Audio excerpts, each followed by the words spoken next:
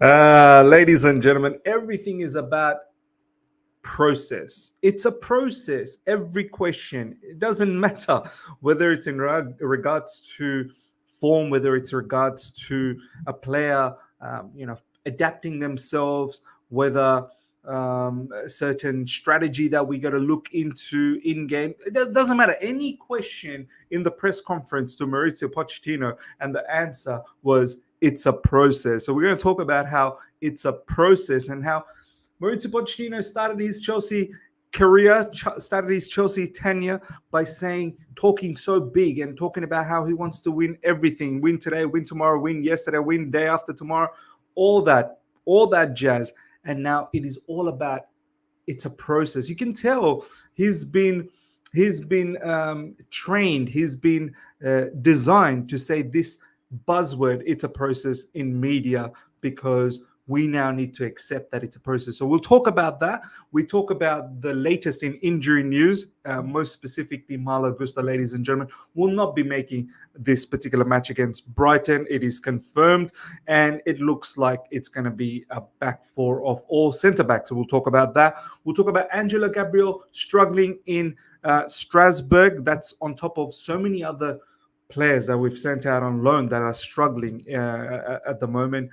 Especially the kids, the talented kids, in regards to some of the older statesmen, in the likes of Romelu Lukaku, in the likes of Hakim Ziyech, in the likes of Kepa. They're doing well, but those players don't want to return back to Chelsea Football Club. So we'll talk about Angelo, Gabriel, and of course, last but not least, Hakim Ziyech speaks out on on social media. There's a particular comment that is circulating around in regards to how he felt last season and his time at Chelsea Football Club in a totality. So we'll touch on that. But first up, ladies and gentlemen, it's a process.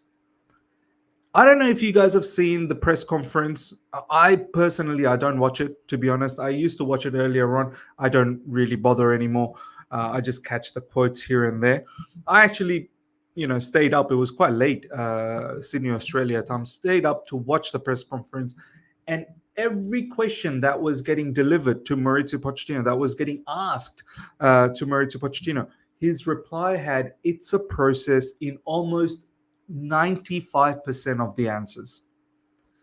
And for me, it seemed very deliberate. It seemed like it was a particular strategy to just let the fans know that we're in a bit of a struggle town at the moment, and the reason is because got a lot of kids, it's a new team, and we just need to stick together, and it's a process. And no, look, it all sounds fine and dandy, and the way he presented the answers, of course, it's very logical, no doubts about that. My issue is, even in a process, and it is a process. Of course, it's a process, right? Even in a process, you have to prioritize winning. Winning has to be part of the process. So it's not one or the other. It's not, we can't win at the moment because we're going through a process. No, in order to go through a process and in order to trust the process, right? That's what people say, trust the process. You've got to pick up more wins. That's the issue at Chelsea Football Club at the moment. 16 points out of 13 matches. What type of process does that look like?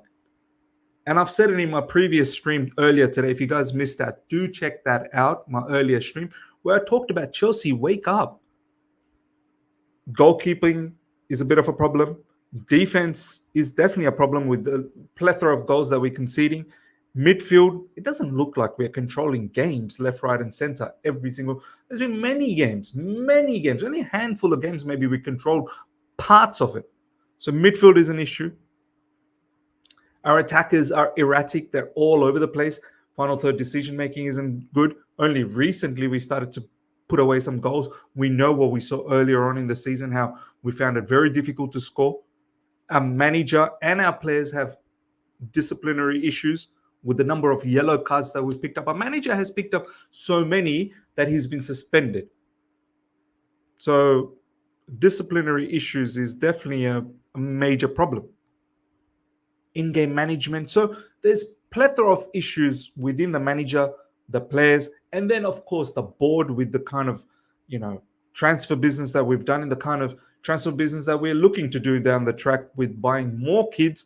But that might be a directive from the owners. So the owners are culpable as well. So Chelsea as a football club, we need to wake up. We need to wake up. No problems. Keep saying it's a process. I have no problems with it. But start winning more games. That's the thing. So, ladies and gentlemen, let me know what you thought about the press conference. If you have watched it, if you haven't, do check it out.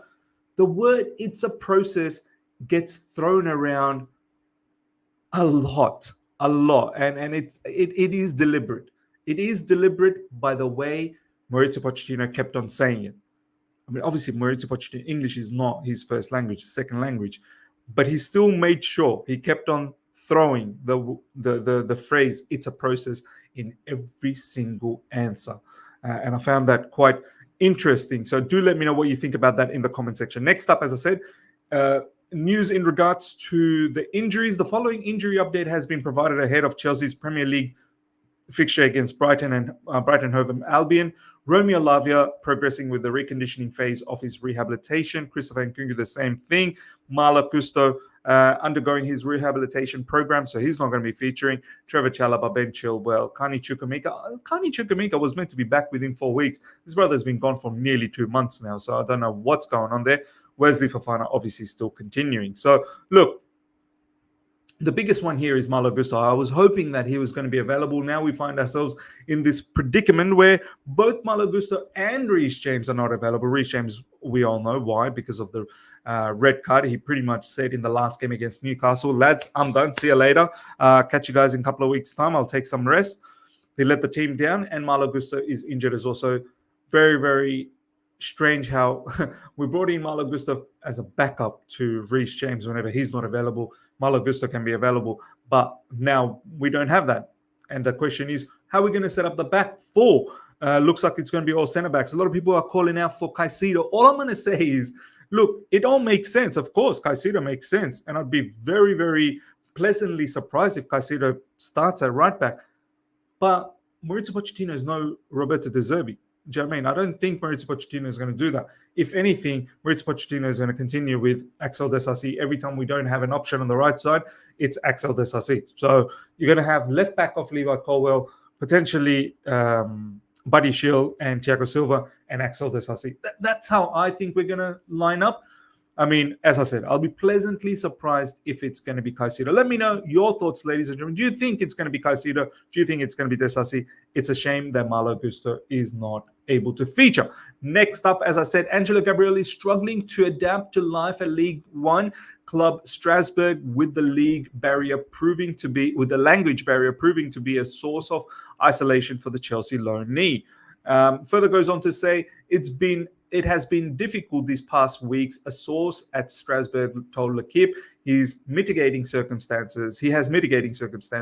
He's discovering European football. He didn't do the preseason with us, and he has felt a bit isolated because of the language barrier. So look, it makes sense. The lad has come from Brazil, where he's found it difficult to speak English, let alone French. So he's gone from Brazil to London, well, obviously to United States. He didn't really get to be in London for too long, if any, because he went straight to Strasbourg straight after the preseason was ended.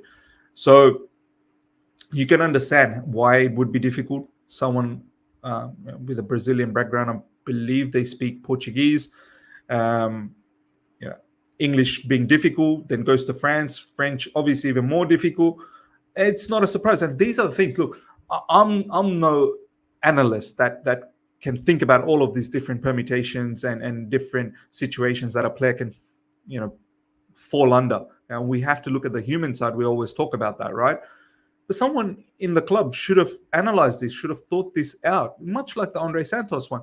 Is it viable? Is it right to send a particular player to Strasbourg who's going to struggle with the language?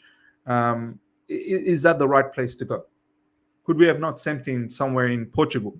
And if we had sent him, and the fact that we ended up sending him to Strasbourg, we probably should have sent another player with him.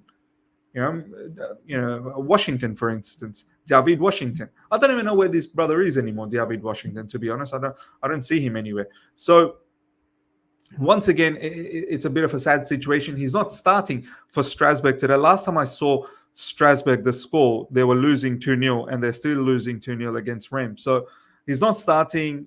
There was a moment where he was starting a few games, and he was doing well. He made it the Player of the Week, Player of the Month awards in Liga, and now all of a sudden he's going through a bit of a lull. And we have to be very, very careful with these type of players.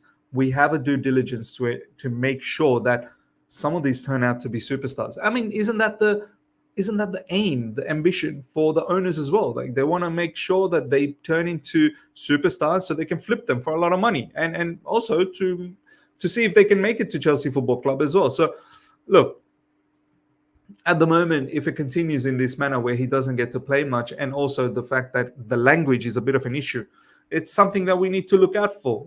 And it's concerning how so many of our loanees are not working out. As I said, David Dutcher Fofana in Union Berlin, it's not really working out.